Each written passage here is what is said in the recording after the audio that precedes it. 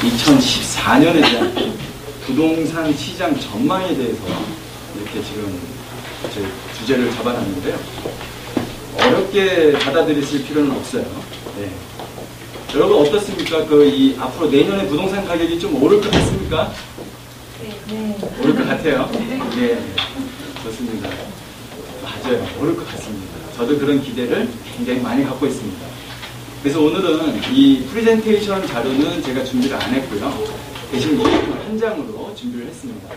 프레젠테이션을 하다 보니까 강의 끝나고 집에 돌아가시잖아요. 하룻밤 주무시잖아요.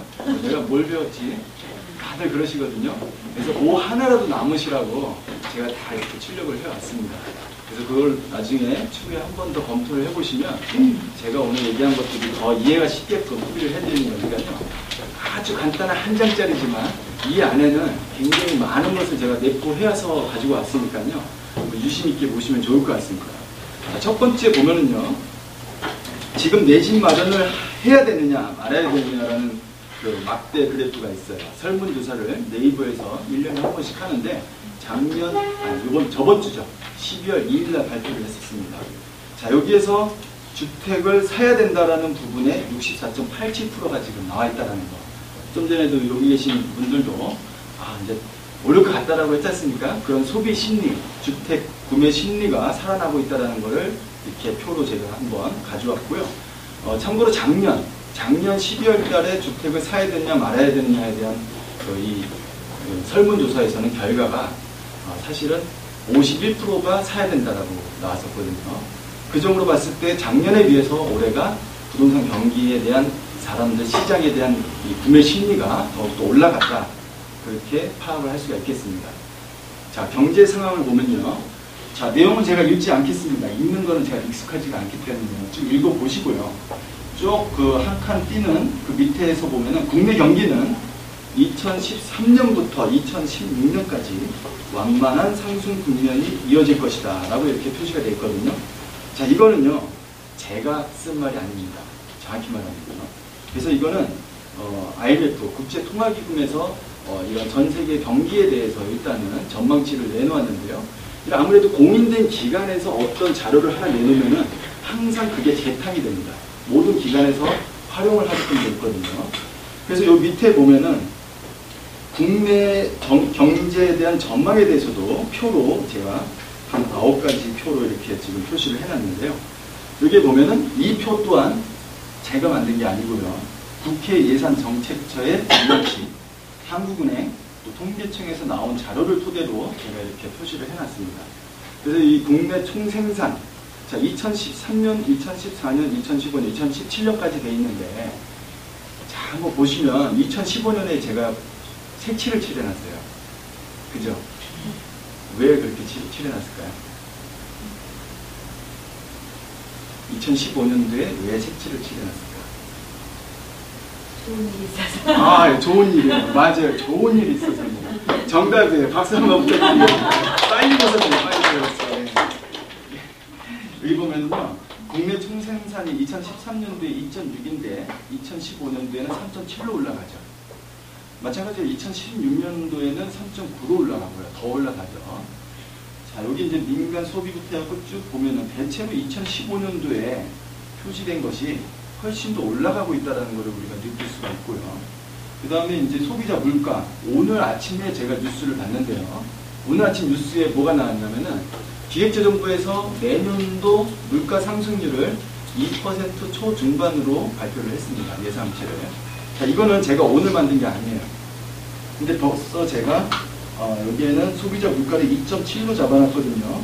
내년이니까 2014년이죠. 2.5로 잡아놨죠. 그래서 이제 기획재정부에서 오늘 발표한 내용을 제가 성경 지명이 있어갖고 이거를 예측했겠습니까? 다 다른 데서 따온 겁니다. 그래서 대동소이했다라는 것을 다시 한번 검증을 했고요. 그래서 이런 내용들을 봤을 때 2015년을 좀 호재로 보고 있다. 이렇게 이제 보는 건데요. 자, 부동산 가격에 대한 부분을 보면은 부동산 가격이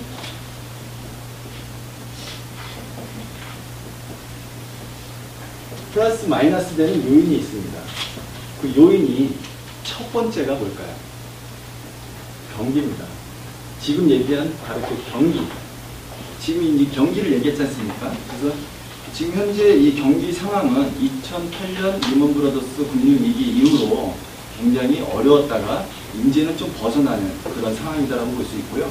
세계적으로 봤을 때도 뭐 미국이라든지 이런 선진국들을 봤을 때에도 부동산 경기만큼 실물 경기만큼은 지금 좋아지고 있다는 걸 저희가 이미 1년 전부터 체크를 하고 있었는데요.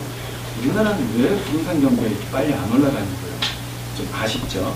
그래서 이번에 오늘 또 뉴스를 보니까요, 이제 국회 상정이 법안이 상정이 처리가 돼갖고 1% 취득세 인하 조건이 이제 통과가 됐고 8월 28일부로 소급돼서 적용하겠다라고 이제 발표를 했고요. 수지증축 리모델링, 그래서 세계층을 더 올릴 수 있는 리모델링에 대한 법안도 오늘 통과가 됐습니다. 자, 그런 부분에 있어갖고 사실 올 연말에 이런 양도세를 면제해주는 그런 기간이 끝나기 때문에 연말로서 참 이게 또 이렇게 또 거래 절벽이 생기지 않을까 우려를 했었는데 우리가 이제 그런 단계까지는 안 가도 될 것이다. 그리고 또 다시 긍정적인 희망을 갖게 됐습니다. 아무튼 국회에서 나머지 법안도 조속히 좀 처리가 되길 바라는데요. 자, 일단은 경기가 지금 우리가 좀 기대치를 좋게 가질 수 있다는 거. 그래서 여러분들은 여기 앉아 계시는 여러분들은 지금 준비하는 거 아니겠습니까? 그런 거를. 그래서 안 좋을 때 준비를 해서 좋을 때 기대를 하는 거거든요. 그래서 그 호암 이병철 회장께서도 삼성전자 이제 창업자시죠. 그분의 이제 슬로건이 불황일 때는 호암을 준비해라. 호황일 때는 불황을 준비해라. 그렇게 얘기하는 내용이 있습니다. 그래서 지금 같은 이 불황일 때, 지금 불황 맞죠? 예. 불황일 때 호황을 준비해야 된다는 그런 부분으로 제가 오늘 강의가 쭉 이어나갈 것 같습니다. 그래서 지금 정책이 나왔는데요. 실질적으로 순서를 정한다면 두 번째는 수요 공급입니다. 수요 공급이죠. 다시 말해서. 그 수요 공급에 의해서 부동산 가격의 변동 요인이라고 볼 수가 있는데 세 번째가 정책이에요. 지금 정책이 먼저 나왔으니까 이렇게 해볼게요. 정책이 아니고요.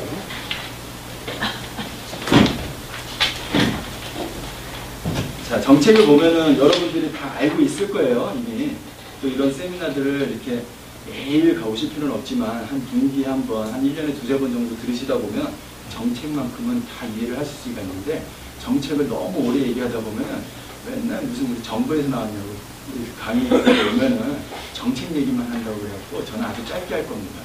아무튼 지금 이 정책의 이 내용을 읽어보시면 아시겠지만은 올해 4.1 부동산 대책에서 나왔던 내용 보면은요. 일단은 양도세를 12월 말까지 한시적으로 면제를 5년간 시켜준다라고 했는데 그 부분은 굉장히 획기적이다. 그렇게 표현을 할 수가 있습니다. 첫째, 미분양 주택에 대해서 양도세를 5년간 면제시켜주는 부분은 이제까지 4차례에 걸쳐서 운영을 해왔습니다. 그런데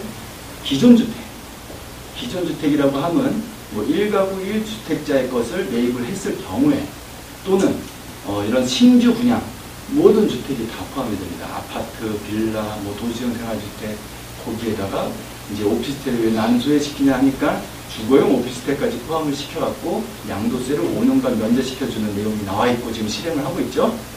이 부분은 획기적이라는 거죠. 결국은 정책이라는 게 뭡니까? 이 부동산 시장이 시간이 지나면은 결국 인플레이션이 있어요.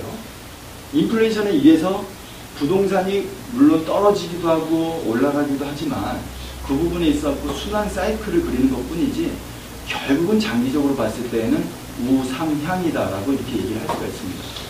인플레이션, 돈의 가치가 떨어집니다. 근데 부동산은 어떻게 움직여요? 파도를 칩니다. 파도를 쳐요. 왜? 예, 그 요 부분에 이제 나와요. 자, 그런데 파도를 칩니다. 결국은 사람이 이게 실질적으로는 부동산 경기가 시장 자율에 맡겨갖고 이렇게만 가둔다면 정책적으로 부양책이나 억제책을 쓸 필요가 없어요. 그죠? 그런데 실제 부동산 시장은 아직 선진화되어 있지 않아서 그런 건지 파도를 칩니다. 그래서 너무 올라가 있을 때는 어떻게 해요? 억제책을 써요. 그죠? 억제책을 씁니다. 뭐 세제 아니면은 뭐 이런 투기지역, 토지거래 허가구역 그런 거를 딱 쓰면요 순간적으로 시장에 효과가 나옵니다. 부양책은요, 언제 써요? 너무 떨어졌다. 실질적인 시장 가치보다 너무 떨어졌다라고 했을 때 부양책을 쓰는 겁니다. 지금이 어느 시기예요? 이 시기잖아요. 그죠? 결국은 이 시간이 지나면, 이 물결 이론이라는 데도 보면 그래요. 경제학인데요.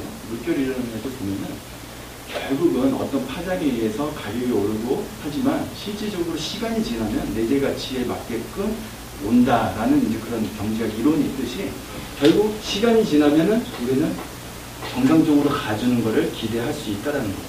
지금 현재 상황은 결국 이런 시기다라고 볼 수가 있습니다. 그래서 지금의 정책은 부양책을 계속해서 쓰고 있어요. 굉장히 큰 부양책을 쓰면 좋은데 정부는 어때요? 부동산 가격이 또 폭등할까 봐 우려를 합니다. 그렇기 때문에 획기적으로 그렇게 부양책을 한 방에 터뜨리기는 어려워요. 또 이 폭등으로 돌아서는 건 또 원치 않기 때문에요.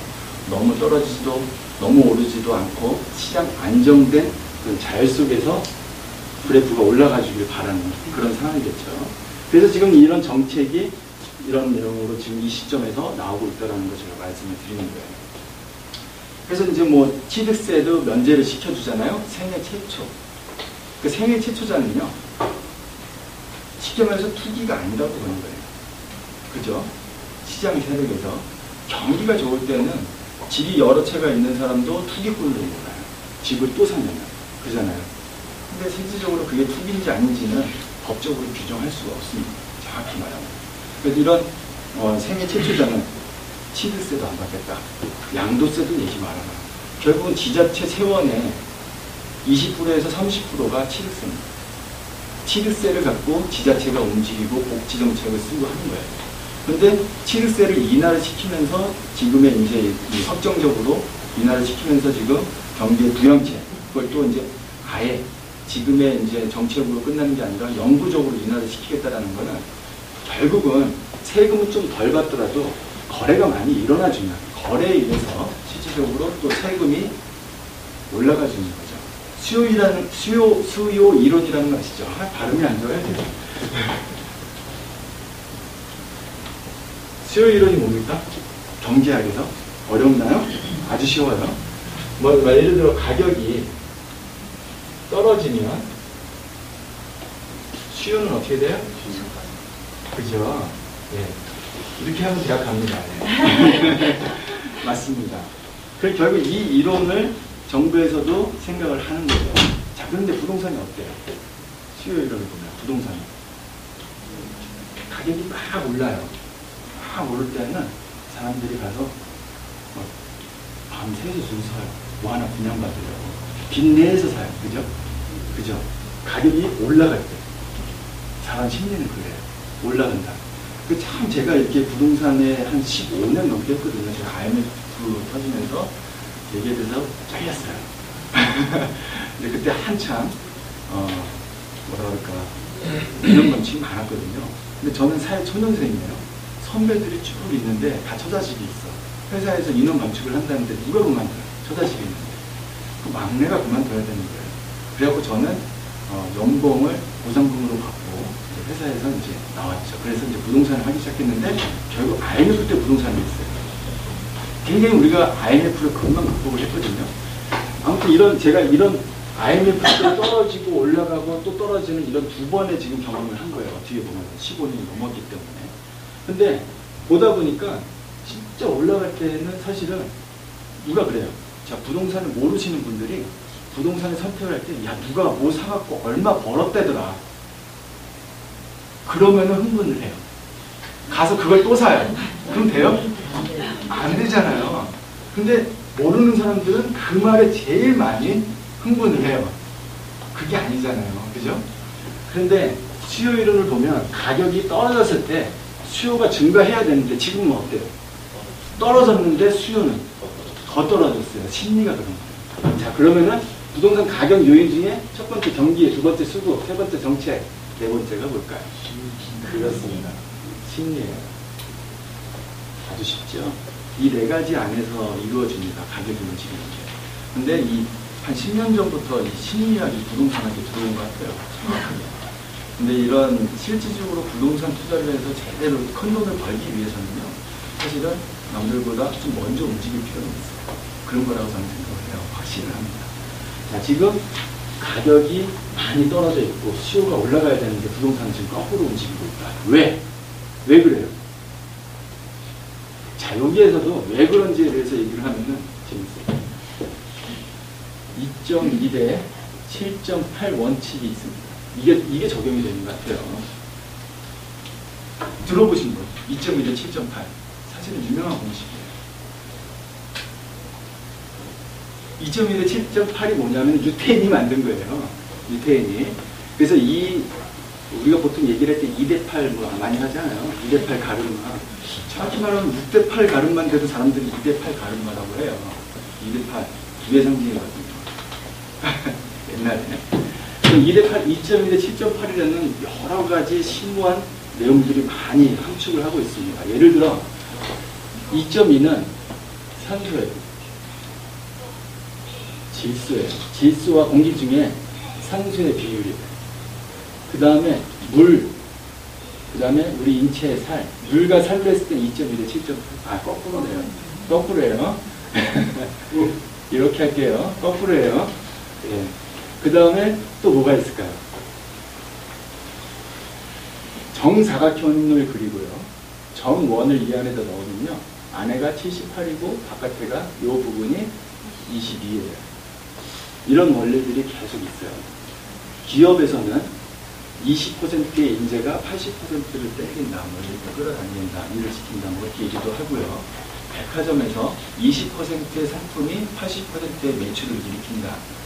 금융계에서도 2분 음선에서 사서 8분 음선에서 팔아라. 어깨, 무릎에서 사서 어깨에 팔아라. 같은 말이겠죠. 이제 그런 부분에 대해서 2대8 이런, 원칙들이 굉장히 많은 분야에서 적용이 되고 있는데요. 부동산도 마찬가지예요. 부동산도. 여기 계신 분들은 그 20% 안에 들어가시기 바라면서 제가 말씀을 드리는 건데요. 자, 이 부분에서 움직이는 거래량보다 이 부분에서 움직이는 거래량이 훨씬 커요. 그럼 이 부분, 돈을 많이 벌려면 어떻게 해야 돼요? 바닥에서 사서 꼭대기에서 팔아야 되겠죠. 네. 그죠? 부동산에서 가장 쉬운, 모르는 사람들이, 일반인이 부동산에서 돈을 가장 벌기 쉬운 시기는요, 이때 사서 이때 파는 거예요. 전문가들은요, 이 시점에서부터 움직여요. 이 시점에서 정확하게 말합니다. 왜? 이 시점에서 움직이는 사람이 사실은 정확히 말하면 20%밖에 안 돼요. 80% 거래량은 여기서 나옵니다. 올라가야 나와요. 그런데 이게 뭐가 문제가 있냐면요. 이 시점일 때 사람들이 이 시점인 줄 아느냐? 몰라요. 알 수도 없어요. 왜냐? 우리가 사실 이 방송에 나가서요. 토론 같은 걸 하더라도요. 긍정 문제가 나오면 항상 부정 문제를 껴서 토론을 해요. 왜요? 너무 긍정적으로만 얘기하면 할 수가 없어요. 그러면요. 긍정 문제가 얘기를 하는 거를 섭섭들이 받아들이는 사람은 진이 한 채라도 있는 사람이에요. 긍정 문제예요. 그리고 부정론자, 시민단체에 나와서 우리나라의 주택 가격이 너무 비싸고, 미국은 얼만데, 일본은 얼만데 왜 우리나라 이렇게 비싸요? 그렇게 얘기를 해요. 그 말이 쏙쏙 들어오는 사람이 있어요. 그런 사람은 부정론자예요. 집 사기 힘들어요. 그 말이 쏙쏙 들어온다는 건 그 사람은 다시 말해서 집이 없다라는 거죠. 집이 없기 때문에 집값이 더 떨어지길 원하는 거예요. 그렇잖아요? 여기 혹시 집 없으신 분은 이번에 빨리 사야 돼요. 혹시 있을 것 같아서 말씀드리는데 대부분은 있으시겠지만, 그래서 또 이게 이 정도 올라가 주잖아요. 이 정도 정상적으로 올라가 주잖아요. 그럼 전문가들도 양극화가 돼요. 정말 양극화가 돼서 이제 다 올랐다, 끝났다라고 얘기하는 부류가 많이 생겨요. 그럼 어떻게 돼요? 일반 소비자들은 혼란 속에서 결정을 할 수가 없어요. 정확히 말해요. 그쵸? 그 이해가 되죠? 혼란 속에서 전문가들만 나와서 여기 가열이다, 투기지형 묶어야 된다, 그런 말이 나오기 시작하거든요. 그러면은 이거 끝난 거 아니냐, 끝났구나, 그렇게 생각하고 돈이 있어도 투자를 잘 못하는 그런 현상이 발생하기 시작하죠. 근데 지금 정확한 거는 저는 이쪽에다 버린 거예요. 제가 신이 아니기 때문에 정확하게 제가 이걸 찝어드리는 건 아니고요. 제가 느끼기에 여러분들은 어떻습니까? 그런 거 같지 않나요? 좀 느끼니? 한번 지우고 또 한번 넘어가 볼까요? 개미를 개미를 갖다가요.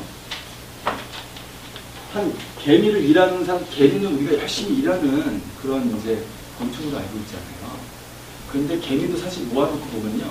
80%는 놀아요. 20%만 일하고요. 그래갖고 그 20%를 따로 일하는 애들만 모아갖고 따로 놔두잖아요. 똑같이 80%가 놀아요. 20%만 일하고요. 그 1대8의 원칙이 여러 가지 각계 분야에서 쓰이는데 억지로 부동산에도 제가 한번 1대8 원칙을 넣어봤습니다. 이렇게. 자, 넘어가 보겠습니다.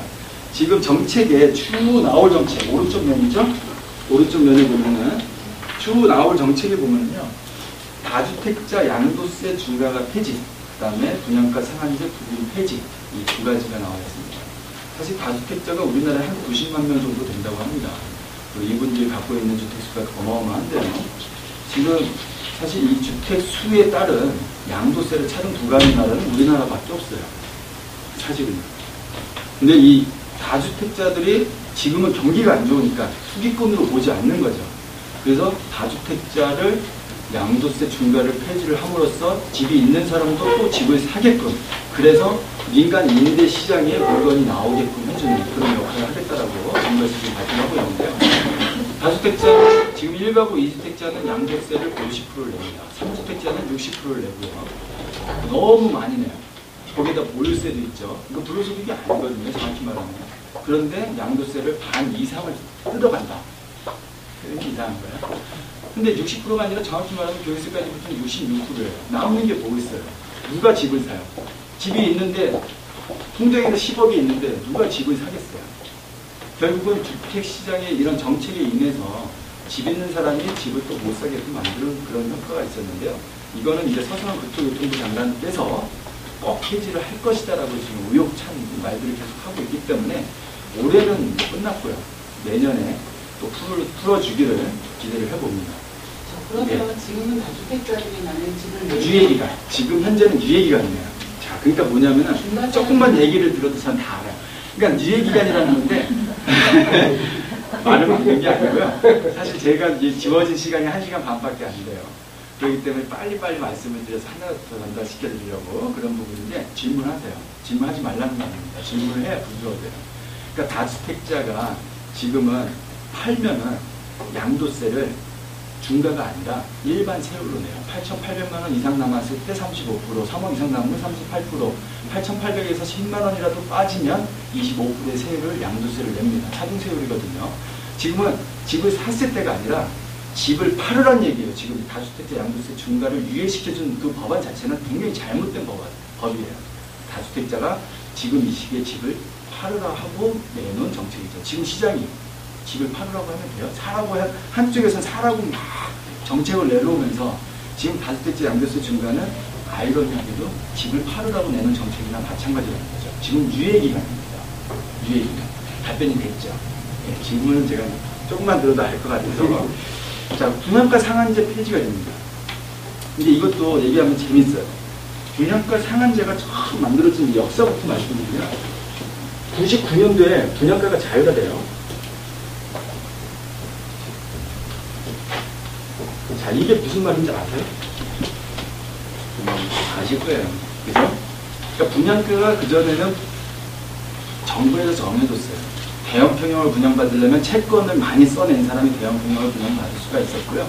청약통장에 의해서 예를 들어 주공 같은 아파트는 99년도 이전에는요 10년 동안 전매를 못했어요. 입주하고 나서도 10년 동안 못 팔았어요. 옛날에는 아파트가 귀했던 시절이죠. 그래서 이제 공급을 많이 해야 된다는 정부에서 양적인 힘청으로 계속 가고 있었는데 99년도 이전에 99년도에 IMF가 터지고 나서 김대중 정권에서 분양가율을 자율화시킵니다. 그래서 분양가가 자율화되면서 일대 변화가 와요. 어떤 변화가? 일단 한마디로 얘기하면 브랜드가 생깁니다. 아파트에 브랜드. 그래서 이런 2베이, 3베이가 4베이, 3베이, 4베이가 되고 이런 주상복합 아파트, 타워팰리스도 그때 생긴 거고요. 그러니까 분양가가 자율화 이전에는 어때요? 딱 정해진 분양가에서 건설회사는 마진을 챙겨야 돼요. 그러니까 하청에서 주면은 하청에서도 또 마진을 챙겨야 되니까 불법 부실공사가 생기는 그런 사례들이 굉장히 많았던 거죠. 그래서 99년도에 분양가율을 자율화를 시켜주면서 브랜드 아파트가 생기는 거죠. 그러니까 실질적으로 옛날에 지어진 아파트, 지금 81년, 82년도에 지어진 아파트를 재건축 내구 년수가 81년도까지는 20년이에요. 20년만 지나면 아파트 재건축해라. 그게 법이에요. 89년도에 지어진 아파트는 40년이에요. 요즘에 지어지는 아파트는 건축 기술이 많이 올라갔기 때문에 실질적으로 내구 년수는 80년, 100년으로도 볼 수가 있고요. 얼마 전에 신문에 나온 장수명 아파트는 120년 수명이죠. 그래서 그런 거를 만들고 분양을 받으면 세제 혜택을 여러 가지를 줘서라도 분양받는 사람이 부담을 덜 느끼게끔 해주겠다. 뭐 그런 내용들이 나오고 있는데요. 분양가 자율화가 됐는데 무슨 문제가 생겨요, 자꾸. 일단 비싼 아파트가 자꾸 만들어지는데, 자, 그건 시장에서 좋아요. 그만큼 질적으로 좋은 아파트가 지어지니까. 근데 문제는 뭐냐면은, 내재 가치가 실제로 좋은 아파트를 짓지 않은 상태에서 분양가만 높이는 사례들이 생기는 거예요. 근데 아직 성숙되지 않은 순진한 소비자분들은 그거를 분양을 받아요. 분양이 100% 돼요. 실질적으로는 잘 안 지으면서 결국 2005년, 2002년도에 대대적인 건설회사 검찰 조사로 들어갑니다. 얘네들이 진짜 제대로 좋게 지어서 비싸게 분양을 했냐, 아니면은 뭐 대충 지으면서 가격만 비싸게 했느냐, 문제가 되지 않습니까? 흥미니까. 그래서 이제 검찰 조사를 들어가면서 또 어떤 폐해가 생겼냐면은 분양가가 자율화되니까 비싸게 분양한단 말입니다. 예를 들어 뭐 한 군데를 딱 집어볼게요. 예를 들어 파주 교화가 있어요. 그때 한참 막 아파트 분양하고 입주하고 막 할 때 거기에 40평대 아파트가 있는데 분양가가 평당 700만 원이었습니다. 근데 옆에 인근에 2006년도에 1,500만 원짜리 한라에서 이제 아파트를 분양하는데 엄청 비싸죠. 2배 이상 비싼 가격의 아파트가 생산이 되는 거예요. 근데 그거는 위치가 좋아요. 좀 특별하죠. 그 안에서 가을 호수공원에 딱 붙어 있기 때문에 자기네들이 좋은 위치니까 좋게 한번 지어갖고 브랜드를 한번 살려보겠다라는 취지를 했는지 어떻게 했는지 잘 모르겠는데 분양이, 그러니까 검찰 조사가 들어갔어요. 그래서 파주시에서 가격 낮춰라 권고가 들어갔고요. 그래서 1,460만 원에 결국 분양을 했는데 1순위에서 마감이 됩니다. 근데 문제는 뭐냐면 그 옆에 700만 원짜리 아파트가, 평당 700만 원짜리 아파트가 1,500만 원이 돼요. 그게 뭐냐면은 내 자식이 제일 이쁘거든. 그렇잖아요. 항상 이 세상 원리가. 분유에서 그러는 거예요. 저기 아파트 평당 1,500을 분양하는데 우리 아파트가 뭐가 어때서 막 그렇게 얘기를 하는 거예요. 가격이 올라가는 거예요. 결국은 기존의 내재 가치로 따졌을 때는 분명히 차이는 있지만 그런 내재 가치 따지지 못하는 소비자들이 훨씬 더 많다 보니까 가격이 이상 현상이 발생하는 그런 문제, 그런 폐해가 생기다 보니까 결국은 분양가 상한제를 만듭니다. 분양가 상한제. 그래서 분양가 상한제가 이제 2006년도 이제 노무현 정권 때 만들어졌는데 이게 또 문제가 있어요. 어떤 문제가 있어요? 결국 분양가 상한제라는 거는 땅 가격과 그 다음에 그 위에 공사비, 그래서 적정 이윤을 생각을 해서 아파트를 공급을 해라라는 게 분양가 상한제예요. 그래서 조금 진보돼 있죠. 자율화보다는. 그런데 결국 그 법 자체가 뭐냐면은 시장에서 만약에 경기가 안 좋아도 돈 있는 사람들이 많잖아요. 그런 사람들은 예를 들어 내가 자동차로 얘기하면 쉽게 얘기해서 벤츠급 차를 사고 싶고 집을 사고 싶어. 그런데 이 분양가 상한제는 맨날 소나타만 지으라고 하는 꼴이에요. 사실은. 얼마 전에 제일 비싸게 분양한 아파트가 어디예요? 서울에 지금? 뭐 아크로리버도 있고요. 대치 청실 아파트도 또 비싸게 분양을 했고요. 또 그 전에는 뭐 서울숲의 갤러리아 꼬레 뭐 그런 것들이 있잖아요. 굉장히 비싸죠. 갤러리아 꼬레 같은 경우는 우리나라 그 10대 주택 비싸게 그 발표한 내용에 작년 거래량에 보면 5개가 상위권에 들어갔어요. 갤러리아 꼬레가 5개가 들어갔어요. 거기 분양가가 4천 한 200~300 했어요. 평당 가격이. 근데 그거는 비쌀 수밖에 없어요. 왜? 땅을 너무 비싸게 팔았거든요. 사실 땅이 비쌌으니까 그렇게 비싸게 분양을 한 거거든요. 그런 겁니다. 지금은 분양가 상한제가 돼 있는 부분인데 이것 또한 사실은 시장의 자율로 맡기려면 폐지를 시켜야 돼요. 그냥 무조건 폐지시켜야 돼요. 어떻게든. 근데 우리가 아직까지는 시장의 성숙도가 낮다 보니까 정부에서 자꾸 이렇게 간섭을 하는데 건축 기술의 발달에도 저해가 되는 부분이고요. 그래서 이번에 부분 폐지를 한다고 합니다. 근데 부분 폐지가 되면요, 아파트 시장이 어떨 것 같아요? 저는 좀 기대치가 있어요. 일단은 재건축, 재개발, 모든 시장이 다 좋아질 수 있어요. 분양가 상한제가 부분 폐지가 되었고 분양가를 좀 더 높게 받을 수 있다라는 그런 내용으로 해서 건설회사에서는 자기네가 새로운 그동안 못 넣었던 첨단 기술을 넣어요. 그런데 소비자들은요 그 기술에 굉장히 만족을 하는 거거든요. 사실은 비싸고 떠나서 그렇기 때문에 그런 기술 있는 그 좋은 아파트들 요즘에도 사실은 요 근래 모델하우스 한번 가보신 분 아파트 모델하우스 좋죠. 그래서 그런 모델하우스 보면 다 사고 싶어요. 그죠? 네. 근데 이제 그 첨단 기술들이 좀 보이던가요? 어떤 게 좀 보이던가요? 엘리베이터 실내에서 조정하는 거. 이야, 그런 것까지 나왔네요. 몰랐어요. 차가 들어오면은 네, 집에서 알려주고. 그렇잖아요. 이런 새로운 기술들이 계속해서 들어오고 있습니다. 이거는 우리가 상상 이상이에요. 계속해서 발달을 할 겁니다. 그 부분에 있어갖고 분양가 상한제가 폐지가 된다면 더욱더 발달을 할 것이라고 해요. 상상을 해보는 거예요. 예를 들어 한강에 있어요. 맨날 강만 보고 있으면은 우울해지잖아. 누가 그러잖아요. 이제 뭐 우울증이 걸린다고 강만 보고 있으면. 그럼 조망을 좀 바꿔야 될 거 아닙니까? 아파트가 예를 들어 상상을 하는 거예요. 이렇게 돌아가요. 어느 날 되니까 북향이 됐는데 산이 보이네, 남산이 보이네. 그럴 수도 있는 거예요. 상상이죠. 우리나라에만 없는 거예요. 다른 나라 다 있진 않아요. 굉장히 많은 나라에 이런 아파트가 사실 있어요. 네이버에서 쳐보시면 놀라실 거예요. 아파트가 돌아가요. 그런 게 있습니다. 예를 들어 여러 나라에서 그런 아파트들이 지금 실제 완공이 돼서 돌아가고 있어요. 아파트가. 근데 우리나라는 그런 걸 꿈도 못 꾸죠. 자, 이런 분양가 상한제 때문에 그렇습니다. 이해가 되시죠? 그래서 분양가 상한제가 폐지가 되면 아파트 시장에 조금 더 온기를 불어넣을 수 있는 하나의 부분이다. 재개발, 재건축 시장 또한 더 좋아질 것이다. 라고 보죠. 그럼 조금만 더 들어가 볼까요? 재건축에서 사업시행 인가가 나와서 이미 관리 처분이 들어갔다. 그러면은 분양가 상한제는 내년에 풀어져도 거기는 이미 진행을 하는 거예요. 근데 이제 조합설립 인가가 나와서 사업시행 인가 전이다. 아마 내년쯤에 사업시행 인가가 나올 것 같다. 그러면은 그 아파트 재건축 단지는 또 재개발 단지는 분양가 상한제가 폐지가 된 다음에 뭔가 변화를 조금 더 느낄 수 있다는 거죠. 그래서 그런 것도 하나의 타임이다. 그렇게 봅니다. 자, 지금 이제 넘어갈게요. 너무 하나로 너무 집중해서 얘기를 했네요. 자, 현 주택시장 상황, 분양시장의 호황입니다. 굉장히 좋아요, 지금. 분양시장이. 과열이에요, 사실은. 제가 보기에는. 다른 시장은 안 움직이는데 분양시장만 좋아요. 왜? 양도세를 5년간 면제를 시켜주기 때문에 그 부분에 대해서 올 12월 말까지는 그래서 모든 건설회사들이 12월 달에 분양을 이렇게 오픈을 하려고 애를 많이 쓰고 있습니다. 그래서 전세가가 66주 연속 상승을 하고 있습니다. 굉장히 61주가 우리나라 기록이었거든요. 66주 지금 그 기록을 깨고 가고 있는데요. 이제 뭐냐면은 전세는요, 사실 정확히 말하면 실수요 시장입니다. 가수요가 없죠.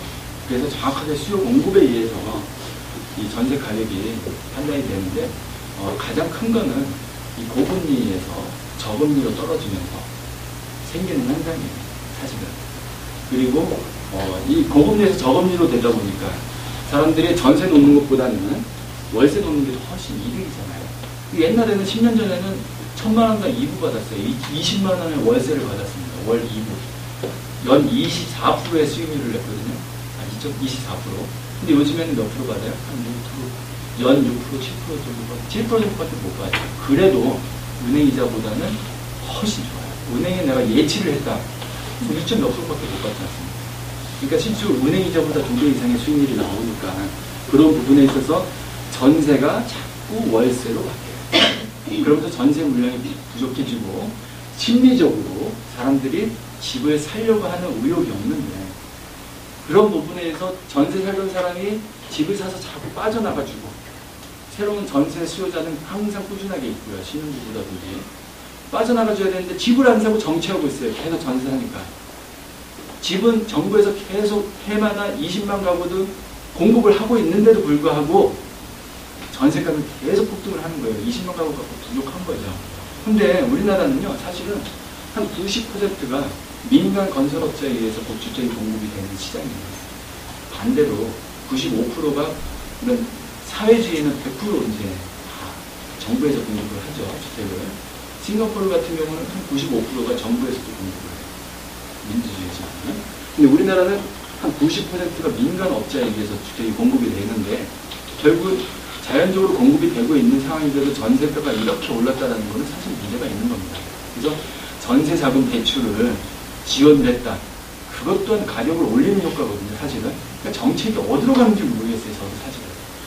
그런 시점에서 저를 정책처럼 보내야 될 것 같지 않겠습니까? 농담이고요. 그래서 지금 전세가가 상승을 했다라는 거는요, 결국은 이제는 우리가 기록을 깨고 있는 이 시점에서는 이 사람들이 집을 사야 되는 마음, 그런 가짐을 가져야 되는데, 사실 좋은 시기예요, 집을 내 집 마련하기가 여러모로요. 그리고 우리 부모님 때는 자린고비를 겪으면서, 다 어려움을 겪으면서 내 집 마련에 대한 목표를 정확하게 하시고, 먹는 걸 아껴서라도 돈을 그렇게 힘들게 모아서라도 내 집 마련을 했는데, 요즘 사람들은 내 집 마련에 대한 부분을 조금 등한시하는 그런 부분이 좀 문화적으로 있는 것 같아요. 그게 좀 많이 아쉽죠. 근데 그래도 결국은 이 기본서에 있습니다. 항상 기본은 어디 가지 않지 않습니까? 기본에는 내 집 마련을 해야 된다는 게 저도 이 철칙이거든요. 그래서 이런 강의가 아니라 기업체 강의도 제가 가끔 나가는데, 한 번 갔더니 젊은 사람들이 있어갖고 내 집 마련을 해야 된다는 잔소리를 40분 동안 했습니다. 근데 그게 좋아하더라고요. 목표를 갖는 게 중요한 거거든요. 사실 정확하게 말하면. 그래서 내 집 마련은 꼭 필수다. 선택이 아니에요. 그렇게 여러분들도 생각을 해야 돼요. 자, 2014년 주택시장 예상. 지방은 그동안 가격 상승과 분양 물량 증가로 점진적으로 조정 국면에 접어들 것으로 보입니다. 다만 저금리 지속, 세종시 공무원 이전과 혁신도시 이전이 지속되고 있어 지방도 하락폭이 크게 나타나지 않을 것입니다. 그 밑에 박스를 보면은요, 하반기 경제 전망에 점진적 경기 회복이라고 되어 있지 않습니까? 예상이. 부동산 시장에는 플러스 윈. 그래서 플러스 표시가 됐는데, 플러스가 너무 작아요. 네. 자, 그 다음에 정부의 부동산 정책, 국회 입법 불투명. 그래서 이제 부동산 시장 영향이 마이너스 요인이다라고 표시를 해놓은 거고요. 자, 주택 구매 능력, 금리 인하와 소득 증가로 주택 구매력이 증가가 될 것이다. 그래서 부동산 시장에는 긍정적 요인입니다. 자, 그 밑에 보면 아파트 입주 물량이 수도권 입주량이 감소합니다. 분양이 아직도 미분양이 너무 많다 보니까 신규 분양도 잘 안 하고 있죠. 지방광역시는 입주량이 증가하고 있어요. 지방은 경기가 좋았거든요. 자, 여기 화면을 여기 보시면 경기는 똑같았어요. 2008년 금융위기 이후에. 근데 지방 부동산 시장, 특히 아파트 시장을, 주거용 주택 시장을 보면은 지방 시장은 굉장히 좋았습니다. 부산, 강주, 울산 다 상관없이 다 올랐어요. 실질적으로 수치적으로는 30% 40% 올랐다고 하지만 체감으로 할 때는 부산 같은 경우는 제 체감으로는 2배 올랐고요. 일반적인 강력시 같은 경우는 대부분 70% 올랐다고 볼 수 있어요. 경기가 똑같았는데 왜 가격이 올랐냐? 그 수요 공급으로 우리가 해석을 할 수가 있습니다. 수요 공급으로. 예를 들어 대전 같은 경우는요. 아니, 대구로 볼게요. 대구 같은 경우는요. 미인이 많은 대구를 가면 대구에는 사실은 5년 전만 하더라도요. 분양 무덤이었어요. 건설회사가 거기 가서 분양을 하잖아요. 건설회사 부동한다고 했어요. 분양을 안 했거든요.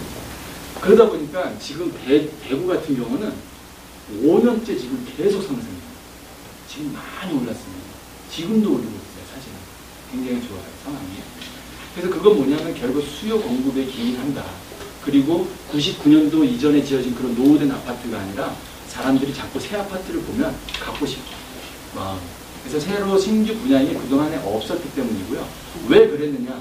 과거에 2005년, 2006년, 2007년도에는 경기가 좋았어요. 2007년도부터 실질적으로 경기가 떨어졌거든요. 아파트 대형 평형 그때부터 가격이 떨어지기 시작했고, 금융위기 이전부터 사실은 대형 평형은 가격이 떨어지기 시작을 했는데요. 자, 2005, 6년, 7년도까지 부동산 가격, 아파트 가격이 분양이 잘 됐어요. 아까 말했듯이 막 올라가고 있을 때 사람들이 잠 안 자고 줄 서고 빚내갖고 집을 샀어요. 그러다 보니까 그게 건설회사 입장에서는 지방에 가면 아직도 분양가가요. 사실은 800만 원 넘어가는 데가 많지 않아요. 부산 같은 경우는 예외고요. 일반적인 강역시 같은 데는 800만 원 미만이거든요. 그러니까 거기서 800만 원짜리 5년 전에 600만 원에 분양할래? 아니면 서울 수도권에 가서 1,500만 원에 분양할래? 건설회사 입장에서는 당연히 수도권에서 1,500만 원에 분양하는 게 마진이 좋아요. 훨씬 더. 그렇잖아요? 그러다 보니까 민간 건설업체가 우리나라가 90%를 차지한다고 했지 않습니까? 공급에. 서울과 수도권에 집중이 돼 있었던 거예요. 공급이. 그동안. 경기가 좋을 때. 그래서 서울 수도권은 공급 과잉이었고, 그죠? 순간적으로. 지방은 공급 부족이었고, 결국 수요 공급에 기인해서 지방에 대한 부동산 시장이 지금의 경기를 조금 더 받쳐주고 있다. 지방은 좋아요. 지금 그런데 거꾸로 지방에서 지금 올라와야 되겠죠? 그러면은. 그죠? 지방에서 올라와서 이제는 서울에서 투자를 해야 돼요. 서울과. 뭐 수도권보다 서울이 더 좋을 것 같아요. 예를 들어 뭐 창원에서도 비행기 타고 한 7분이 오셔갖고 제 강의를 들으시고, 그분들은 동호회시거든요. 경매 동호회신데 지금은 부산, 울산, 창원 그쪽에 있는 거 다 팔고 마당코까지 다 팔고 서울로 옮기는 작업을 하고 있어요. 그만큼 이제 이 시장 상황이 지방에서는 뭐 과잉이다 뭐 그렇게 표현할 정도는 아니지만 실질적으로 좀 많이 올라있기 때문에 지금 시점은 아니다라는 거죠. 자, 그래서 수도권은 앞으로 부동산 시장이 긍정적으로 보고 지방은 앞으로는 조금 이제 힘들어질 그런 거를 대비해야 되지 않을까 생각을 하는 거고요. 그런데 수요 공급은 그렇지만 경기가 또 받쳐준다면 또 그게 또 역전될 수는 있어요. 그러니까 항상 한 가지만 놓고 볼 수가 없지만요. 경기가 좋아지면 떨어지지는 않을 거죠. 그러니까 떨어진다고 제가 지금 말씀드리는 건 아닙니다. 좀 많이 올랐지만 더 오를 수도 있겠죠. 결국은. 수요 공급이 사실 굉장히 중요해요. 예를 들어 하나의 재미로 한번 말씀을 드려볼게요. 땅이 있어요. 아파트가, 이제 여기 아일랜드라고 치죠.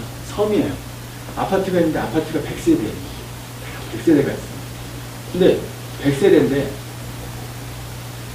수요가 102가구가 있어. 수요가 많죠?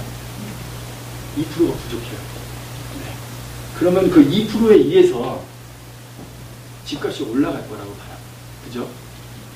집은 더 이상 늘릴 수가 없어요. 만약 이런 가정이라면 그 2%가 몇 프로의 가격 상승을 만들 것이냐라는 걸 같아요. 지금 키션이거든요. 몇 프로 올라갈 것 같아요? 50%. 네? 50%. 좋은 생각이에요. 또 있을까요? 그냥 말씀하세요. 편하게 괜찮아요. 100% 올라갈 것 같아요. 2%가? 100%? 아, 벌써 제가 제 강의를 정확하게 지금 받아들이신 거예요. 이미 수요 공급을 얘기를 하고 나서 이걸 하니까. 맞습니다. 물론 먹고 살기가 힘들어. 경기가 기본 전제가 돼야 되겠죠. 굶어 죽으면 집이 필요가 없어요. 근데 의식주, 집주택도 음식만큼 중요한 거예요. 사람이 영리하게 생활을 하는 데 있었고. 그러니까 집이 2% 부족하고 더 이상 공급이 늘어날 수가 없더라면은 그 두 명이 계속해서 가격을 올린다는 겁니다. 2%가 아니고 100%가 아니고 1000%가 될 수도 있는 거예요. 계속해서 올릴 수 있다는 거예요. 그런 가정으로 가는 거거든요. 그래서 수요 공급도 중요하고. 근데 경기도 중요한 거예요. 왜? 먹고 살 수 없고 죽겠으면 집이 뭐가 필요해? 그 팔아서라도 며칠이라도 더 살아야죠. 그죠? 그러니까 이 두 가지가 이제 상관관계가 제일 큰 부분이다라고 제가 보는 겁니다. 지금. 자, 그러면은 그 밑에 보면요. 벌집 이론을 제가 이렇게 그려놨어요. 이해가 되시죠? 아주 간단합니다, 이것도. 자, 요거는 이제 그 가격이고요. 가격, 프라이스. 이 볼륨은 거래량입니다. 자, 여기에는, 이거는 뭐 굉장히 유명한 그 벌집 이론이라는 거는 원래 부동산학에 있는 이론이에요. 그러니까 지금 그 부분에 대해서 이제 표로 각 지역별로 제가 이제 표시를 했는데, 정확히 말하면 이 표도 사실 제가 표를 그린 게 아니고요. 건설산업전략연구소 KDI에서 발표한 자료입니다. 그래서 좋은 자료들은 제가 항상 스크랩을 하고 있다 보니까 오늘 강의 자료를 갖고 나왔는데요. 이 벌집 이론이라는 게 뭐냐면은 가격과 거래량의 상관관계예요. 거래량이 늘어납니다. 가격이 그대로예요. 가격은 그대로죠. 거래량이 늘어나면서 가격이 올라갑니다. 그 다음에 거래량이 줄면서 가격이 올라갑니다. 그 다음에 가격이 그대로면서 거래량이 줄고요. 이게 이제 순환을 한다는 뜻이에요. 계속해서. 근데 요거는 가격과 거래량만 갖고 얘기를 하는 거예요. 그래서 요거는 수요 공급이라는 이제 중요한 요소가 빠져 있기 때문에 실질적으로 이 그래프는 벌집 이론이라고 지정을 했지만 점을 찍어서 계산을 해놓으면은 이게 이렇게 가요, 막. 이렇게 가요. 실질적으로는. 그러니까 이 벌집 이론이라고 구분하는 거는 이 이론을 맞기 때문에 이런 터닝 포인트를 만들 수가 있기 때문에 벌집 이론으로 표시를 하는 건데요. 이렇게 가서 지금 막 이렇게 가야 될 것 같아요, 지금. 그래서 여기 보면은 서울 경기도가 제 6군면에 표시가 돼 있죠. 예, 좋은 위치입니다. 그죠? 서울 경기도가 앞으로 좀 올라갈 것이다라고 기대를 하는 거겠죠. 거래량이 늘면서 가격이 올라갈 것이다라고 기대를 하는 부분이고요. 반면에 지금 제일 안 좋은 지역이 어디예요? 여기 부분. 예? 예, 부산 경남이 지금 제일 안 좋은 그런 지역으로 지금 표시가 되어 있습니다. 그래서 국지별로 그런 표시가 있다는 거죠. 경기가 안 좋아도요. 항상 편제성이 있습니다. 지금 아파트 가격이 서울 같은 경우 30% 떨어졌고, 예를 들어 뭐 지방 같은 경우 올랐다고 하지만 서울에 아파트만 떨어졌지 또 다른 것도 올라가는 건 계속 있어요. 이런 도시형 생활주택이 인기가 있으면서 건축업자들이 단독주택을 매입을 해서 사업을 해야 되니까 자꾸 단독주택 땅이 있는 그런 땅들은 주택지의 그런 주택들은 실질적으로 가격이 올랐고요. 재개발 엄청 떨어졌어요. 재개발 거래가 안 돼. 재개발 투자한 사람 다 물먹었어요. 그죠? 뭐 300개 재개발 구역이 있는데 그 중에 74개 구역이 서울에 해지가 됐고 매몰 비용 얘기 나오고 있고요. 이미 한 60개 정도가 더 해지가 될 예정이고요. 지금 막 지금 해지가 되는데 잘 들여다보면요. 진흙탕 속에서도 진주가 나온다고 하지 않습니까?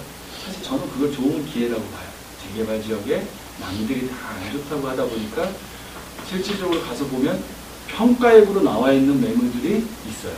감정 평가액으로. 그러니까 실제로 조합이라는 게 여러 가지 단계가 있지만 단계적으로 초기 단계에 지금은 들어갈 시기는 아니에요. 경기가 너무 안 좋기 때문에.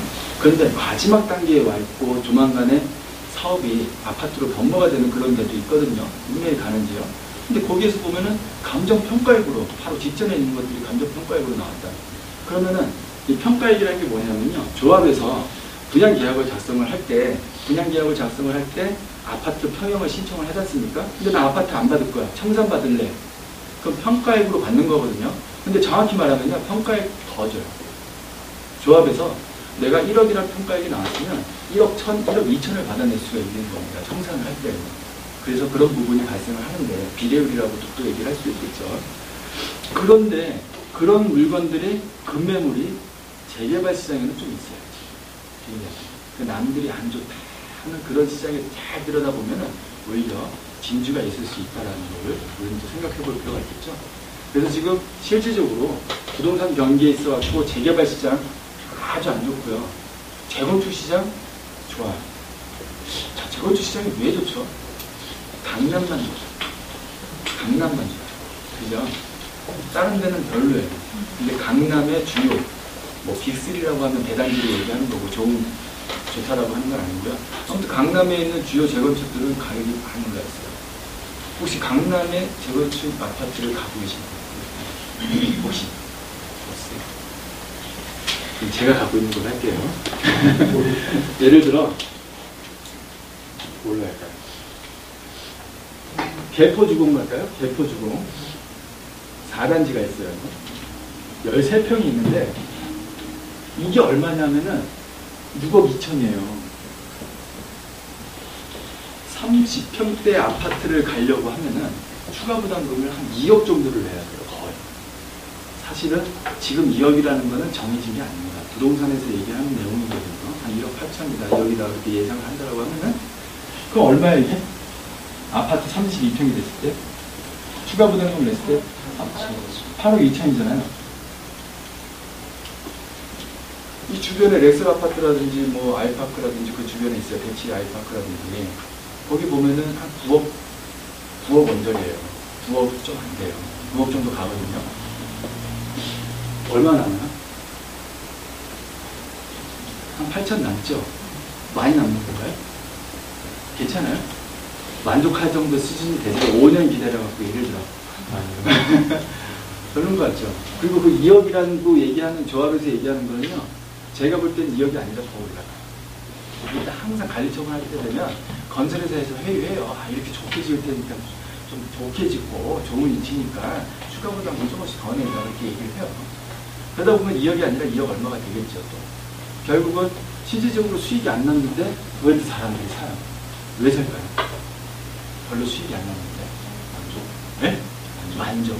첫 번째 만족이 될 수도 있어요.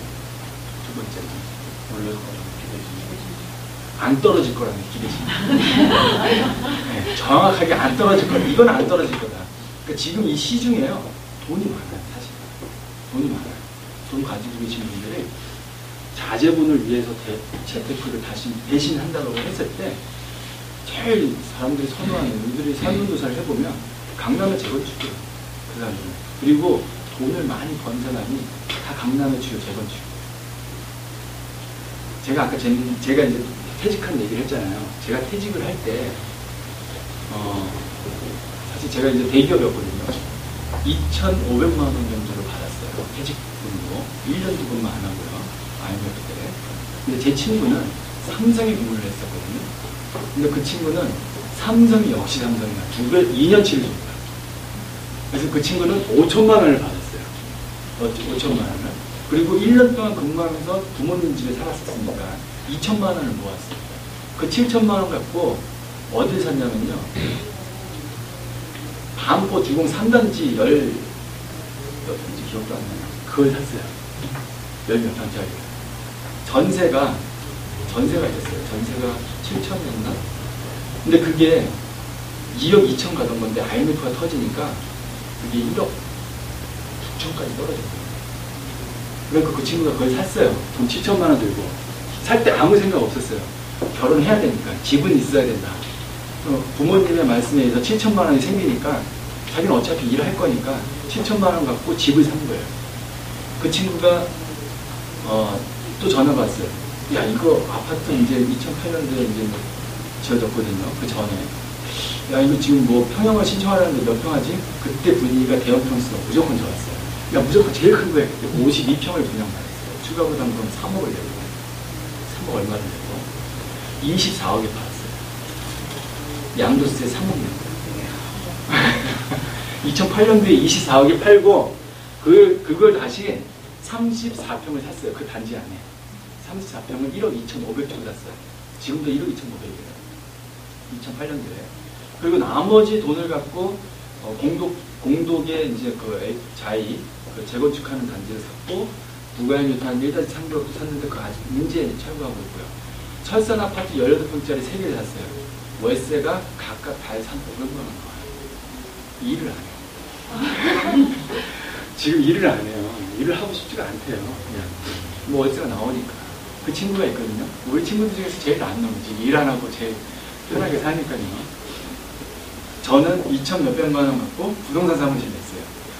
제가 받은 퇴직금으로. 이렇게 차이가 나는데, 그건 이제 왜 재미로 말씀드렸지만, 그 내용이 뭐냐면, 그 친구는 재건축에 통해서 돈을 많이 벌었잖아요. 어마어마하게 버는 거예요, 사실은. 그런 시기는 앞으로 없어요. 그죠? 없을 것 같아요. 이제 그런 시기는 없어요. 네. 네. 팔고, 네. 어떻게 1억 얼마에 그 당시에 24억에 팔았잖아요. 네. 네. 그리고 12억 5천에 34평을 또 산 거죠. 그렇지, 1억 얼마라고. 팔기를 1억 몇 천에 샀지. 아니, 다시 샀는데 1억 얼마에 됐다고. 아, 12억 5천에 샀어요. 네, 지금도 12억 5천.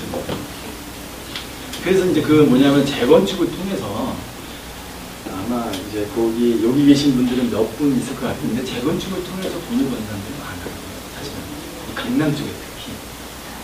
그렇게 돈을 벌다 보니까 아까 제가 말씀드렸잖아요. 그런 추상적인 사람들의 마인드가 굉장히 많아요. 추상적인 마인드. 그러다 보니까 이 현실적인 계산 안 하고 일단은 감정적으로, 감성적으로. 요즘 또 이렇게 감성시대 아니겠습니까? 감성적으로 재건축 하나 사두면 그래도 떨어지진 않겠지. 하지만 속으로는 많이 올라잖아. 그러고 있겠죠. 그죠? 그래서 이제 이런 재건축에 대한 그 과거에 돈을 많이 벌었던 거는 다시 재현되기 어렵다라는 게 저는 결론이에요. 그렇게 다시는 올라갈 수가 없습니다. 그런데 이건 있어요. 양극화라는 거죠. 고성장 시대는요. 고성장 시대에는 평준화가 이거죠.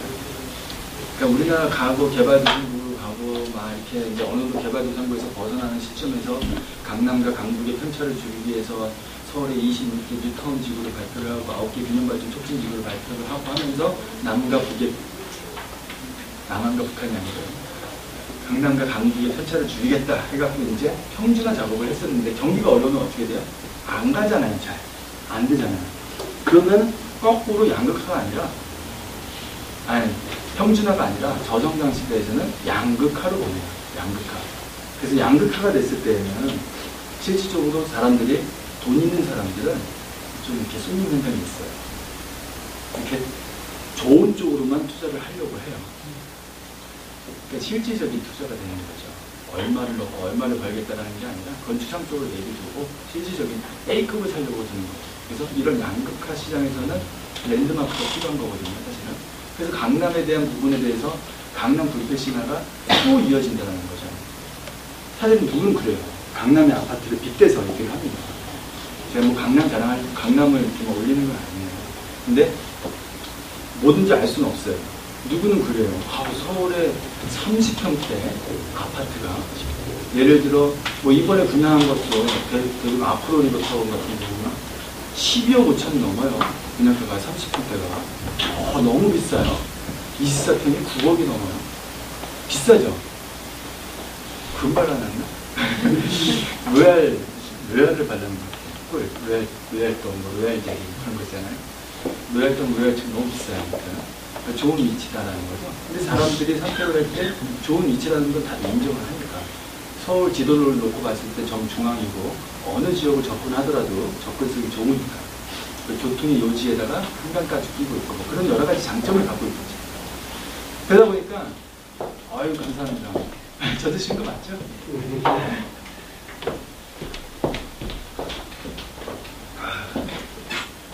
그래서 지금 이 아파트 시장에 지금 12억 얼마다. 평당 뭐 굉장히 비싸다 이거죠. 한 3천만 원이 훨씬 넘어가는 그런 수준. 그럼 미국은 얼마냐? 아까도 잠깐 말씀드렸는데 미국 같은 경우도 사실 굉장히 비싸요. 미국은요. 더 비싼데 더 비싸요. 그렇게 특화된 지역으로만 따지면. 뭐 일본 같은 경우는 롯본기 그런 데 아파트가 있잖아요. 롯본기 힐스 뭐 그래갖고 그것도 엄청 비싸죠. 30평대가 없어서 잘 모르겠는데 일단 뭐 30억이 넘어가고 70억이 넘어가는 주택들이 많아요. 미국도 마찬가지예요. 미국의 뭐 맨하탄 같은 데 가면은 한 100년 된 아파트가 얼마? 한 평당 1억 가요. 100평짜리가 뭐 100억 정도 가고 막 그런 데도 많아요. 근데 이 서울을 보면요. 저는 서울을 굉장히 좋게 봐요. 도시공학적으로 보면 서울은 지도를 딱 펼쳐놓고 보면 서울의 내용은 일단은 한강이 있어요. 그죠? 그리고 한강이 있고 서울에 이렇게 있으면 이 인근에는 그린벨트로 다 묶여 있어요. 물론 이번에 뭐 보금자리 좀 한다고 일부 좀 빵꾸를 좀 내긴 했죠. 네. 근데 이 그린벨트라는 건 뭐예요? 도시 확장을 막아주는 건데요. 제가 이런 쪽으로 한번 말씀드려볼게요. 동경은 인구가 일본의 수도인 동경은 인구가 1,300만 명이에요. 근데 동경의 면적이 서울의 3배라는 밝잖아요. 그죠? LA 같은 경우는 사실 도시공학적으로 제일 가장 실패한 도시라고 표시를 하는데 이게 뭐냐면 스프롤 현상. 다시 말해서 그린벨트가 없어요. 도시가 계속 확장을 해요. 도시가. LA가 계속 확장을 하죠. 확장하면 어떻게 돼요? 집값이? 안 올라요. 근데 올라줘야지 정상인 거잖아요. 결국은 미국에서는 아파트를 키하우스라고 불러요. 키하우스. 별로 재산적 가치를 안 둬요. 염두를 안 둬요. 네, 공급이 계속 할 수 있는 땅이 있으니까. 근데 우리나라는 틀려요. 문화적으로 아파트가 주택의 50%를 차지하고 있습니다. 주택수에. 근데 계속 늘어나고 있어요. 왜? 가장 살기 좋은 아파트, 그러니까 좋은 그런 주거 환경을 사람들이 아파트라고 생각을 해요. 실질적으로. 과거에는요, 주택수는 많았어도 반지하도 많았고, 헐려야 되는 집들도 많았잖아요. 양적으로 많았던 부분에서 이제는 질적으로 이렇게 성장하는 과정인데요. 우리나라 주택 보급률이 100%가 이제 넘어갈 거니까, 끝났다. 사실 저는 그렇게 생각 안 해요. 일단은 양적으로 팽창을 끝났다라고 보더라도 질적인 그런 상황이 아직도 많이 남아있다는 거죠. 단, 가구에 1억 7천짜리가 24억이 되고 그런 시대는 없겠지만, 그래도 여러분들이 안전하게 생각하고, 그럼 이 부동산 투자에 대해서는 긍정적인 마인드를 좀 가시면 좋을 것 같아요. 시크릿이라는 책을 보셨잖아요. 그럼 그 얇은 책이지만 비밀을 알려준다고 하는데 그 내용 중에 하나가 정확한 게 하나는 긍정이에요. 긍정. 그러니까 긍정론자가 사실은 이 부동산도 내가 이거 한번 해보겠다라는 마음을 가져야지 내게 되는 거고, 아니 하다 보면 되겠지 그럼 내게 안 되는 거지 않습니까? 그런 마음을 좀 가지시면 좋을 것 같아요. 자, 주요 쟁점 정리로 넘어가겠습니다. 2014년 부동산 주택 시장은 거시경제 여건과 공급 조정폭의 영향, 전세가 상승에 따른 실수요 목적의 구매에 의해 완만히 상승할 가능성이 높을 것으로 판단돼. 단, 뭐 수요 감소에 의한 위치요. 이게 뭐냐면 뭐 결국은 저도 똑같은 사람입니다. 좋다라고만 얘기하면 안 돼요. 단 하고 이렇게 각주를 달아줘야 됩니다.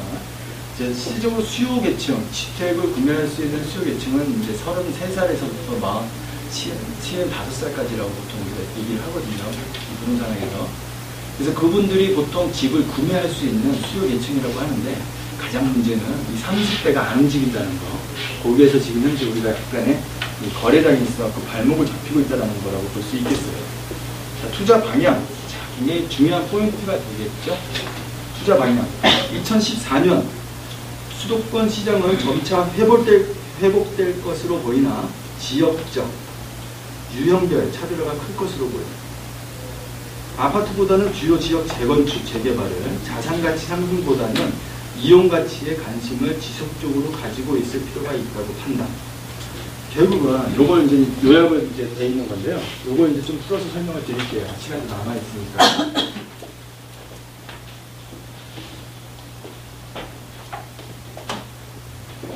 안 졸렸죠? 네. 졸려오는 웃긴 얘기도 해드려야 되고 막 그래야 되는데, 사실 제가 오늘 지금 막 달려가는 겁니다.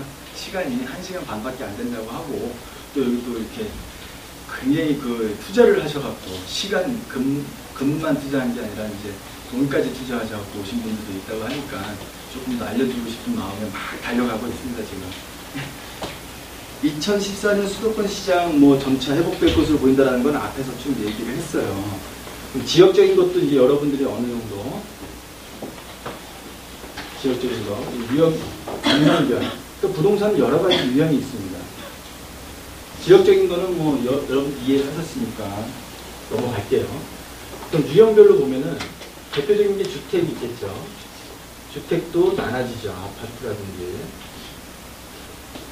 뭐 단독이라든지, 다세대라든지, 도생이라든지, 그 다음에 오피스텔이 있고, 또 뭐 그냥 오피스도 있고요. 그 다음에 뭐 공장도 있겠고, 여러 가지가 있겠죠. 토지, 대표적으로 토지. 이렇게 이제 유형별로 나눠지는데, 유형별로 관리한다. 그러면은 일단 아파트부터 또 다시 한번 얘기를 해볼게요.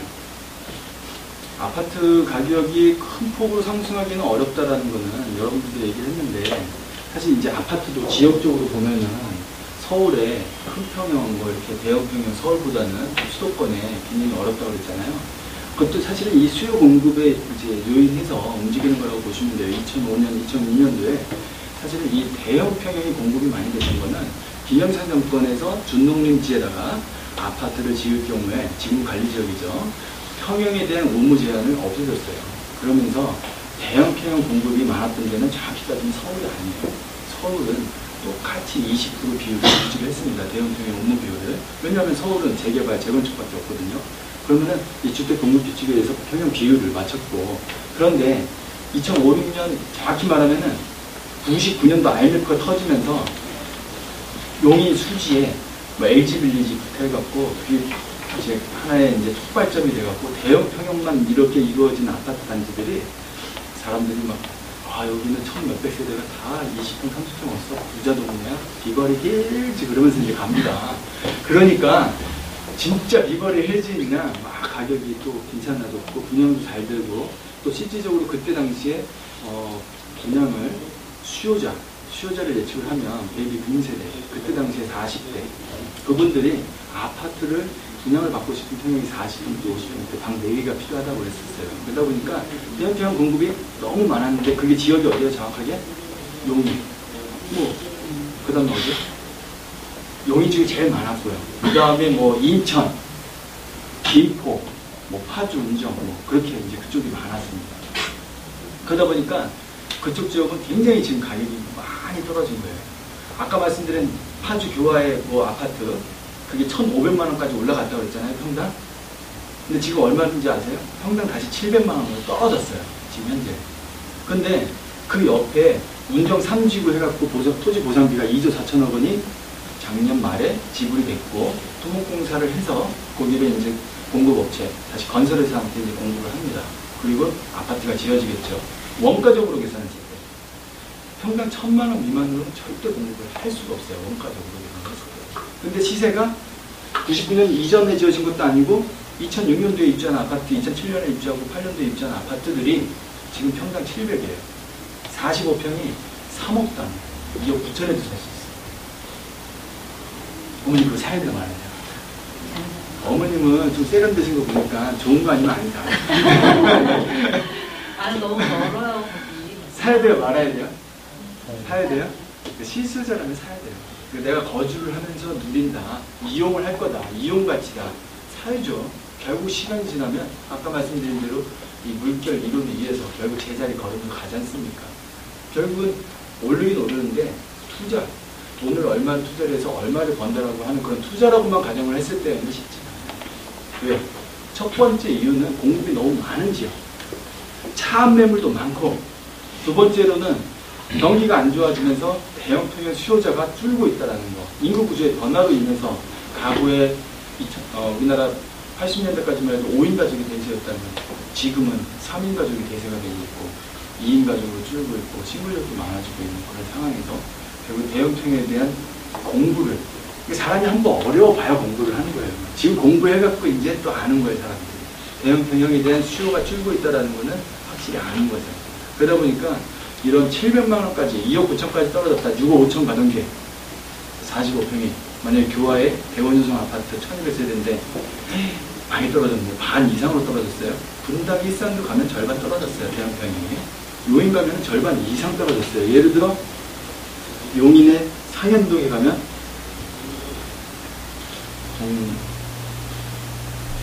동부센트럴이니까 그게 52평이 과거에 거의 9억 갔었거든요. 지금 4억이에요. 뭐 4억도 안 나오죠, 지금. 살려면 3억 7천에도 버리는 게 있더라고요. 엄청 싸요. 빨리 내 집 팔고 거기 가서 살아야 되는 거 아닌가, 막 그런 생각이 들 정도예요, 저는. 근데 그거는 뭐 거주를 한다면, 투자로는 아니에요, 사실은. 근데 이제 그런 부분이에요. 아파트는 이제 그런 거를 우리가 알고 가야 돼요. 정확히 말하면은. 이제 공급이 많았고, 평형을 보더라도, 소형 평형을 보자고요. 소형 평형을 보면은 소형 평형이 인기잖아요. 비율적으로 말도 안 될 정도로 소형 평형이 비싸요. 콕 집어서 얘기를 하면요. 강남에 예를 들어 뭐 잠실 베이스, 잠실에서 오시면 오는 베이스, 뭐 리센츠, 파크리오, 12평짜리 아파트가 얼마인지 아세요? 12평. 4억. 4억 넘어가는 것도 있어요. 베란다 앞뒤 삼면이 베란다는 거는 4억 3, 4천 가요. 엄청 비싸요. 32평 얼마냐고요? 32평? 한 8억 가요. 40평대? 48평이 있거든요, S가. 그게 얼마냐면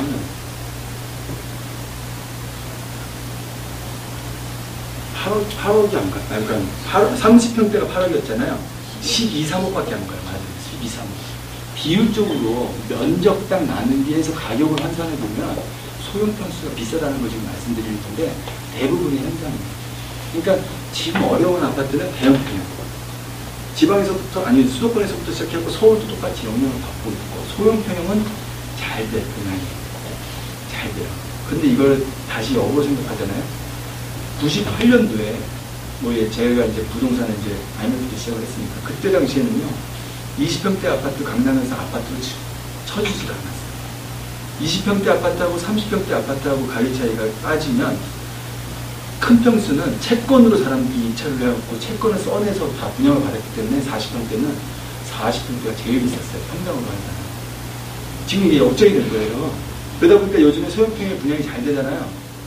물론 이제 이런 인구 구조의 변화 그런 것도 있지만은 내재 가치를 찾아간다. 그럼 이제 뭐냐면은 정부에서 정책적으로 소형 면적을 의무 비율을 높여야만 재건축을 허가를 해줘요. 60제곱미터 이하를 기존에는 20%만 넣으면 사업 승인을 내줬는데 이제는 30%를 넘겨라. 근데 조합들이 반대를 안 해. 왜? 소형 면적은 분양이 잘 되니까. 지금 그렇게 가고 있거든요. 그러니까 비율적으로 소형 면적이 자꾸 늘어나고 있어요. 법적으로도 그렇고 시장 상황이 그래요. 그러니까 어느 정도 수준이 되면 또 가양이 돼요. 항상 이게 순환을 하는 겁니다. 이런 식으로. 항상 순환을 해요. 그럼 우리는 어디로 가야 돼요? 어디로 가야 돼요? 일단 이제 그 투자라고만 봤을 때는 30평대로 가지고 제일 중요한 거는 내가 알맞는 면적으로 가는 게 제일 좋죠. 40평대 사는 사람이 30평대를 못 줄여요. 줄이기 힘들어요. 여기 살던 사람 10분의 3식구밖에 없어도 그 40평대 사는 사람이 계속 40평대에 산다는 거죠. 그래서 이 유형을 보면은 아파트에 대해서 그렇게 좀 얘기를 하다 보니까 또 이렇게 시간이 길어졌습니다. 자, 단독 같은 경우는요, 희소성을 봐야 돼요. 희소성을. 그래서 우리가 재개발이나 그런 지역에서는 다세대가 훨씬 더 유리하고요. 도시생활주택은 앞으로 이제 도시생활주택은 신규로 허가가 없습니다. 올해 이미 9월달 이후로는 신규 허가가 없어요. 주차장법이 강화가 됐기 때문에. 그러면 요즘 같은 시대에는 이런 자산가치보다는 이용가치에 여기 써 있잖아요. 자산가치 상승보다는 이용가치에 관심을 가져라. 시장이 불안정할 때에는 지금 당장 나오는 월세 수익 그런 부분도 굉장히 중요하다는 거거든요. 그럼 도생 같은 경우는 원룸이지만 공급 가액이다. 그것도 국지적인 거예요. 지역적으로 틀린 거예요. 무조건 다 막 그렇게 다 따지면 아무것도 투자를 못 하거든요. 그래서 이 원룸 같은 경우는 투룸보다는 더 높은 수익률을 낸다라는 거죠. 간단한 원리입니다. 뭐냐면은 이 세상에서 가장 저렴한 주거 형태는 뭐예요? 네? 물론 이제 신문지 있죠. 신문지 넣고 되면 제일 싸겠죠.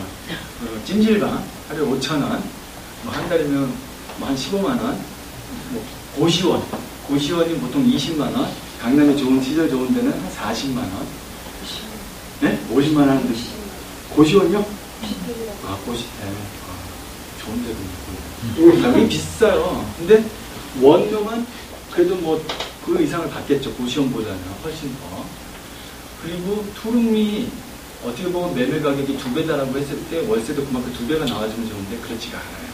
그러니까 현실적으로 이런 원룸 같은 경우는 이용가치적인 측면에서 위치만 잘 잡으면은 안정적인 높은 수익률을 낼 수 있다. 저는 그렇게 생각을 합니다. 자, 오피스 같은 경우는요. 자, 오피스텔 같은 경우는 아파트랑 공장을 뭐 같이 간다면 같이 넣을 수도 있고. 자, 엊그저께 제가 상담을 했어요. 어떤 분이 9억 원, 5억의 분양을 받았는데, 구로디지털 단지에 9층인데, 이제 그 종합 이제 유통센터에 9층에 상가를 분양을 받았는데, 5억을 투자를 했는데 월세가 500이 나온대요. 너무 좋대요. 그래서 지금 시세가 9억이래요. 그래서 자기가 리스트를 써왔어요. 9개의 부동산 종목을. 근데 쭉쭉 팔아야 되는 걸 본인이 생각한 거랑 제가 생각하는 거 완전 틀린 거예요. 이거 팔아야 된다라고 찍어준 것 중에 제가 다 이제 그분이 갖고 있는 오피스텔하고 오피스 제가 팔으라고 한 게. 근데 이제 왜 그러냐면은 그분은 이미 수익을 냈어요. 5억의 상태에 9억에 팔면 바로 팔린대요. 왜? 월세가 500만 원이 나오고 있으니까. 그럼 그게 나중에는 9억짜리가 13억, 14억이 될까요? 안 된다라고 제가 이론을 설명을 드린 거예요. 왜? 이제까지 오피스텔 분양받은 사람들은요, 고금리 시대에서 저금리로 바뀌는 과정에서 생긴 특이한 상황인 거예요,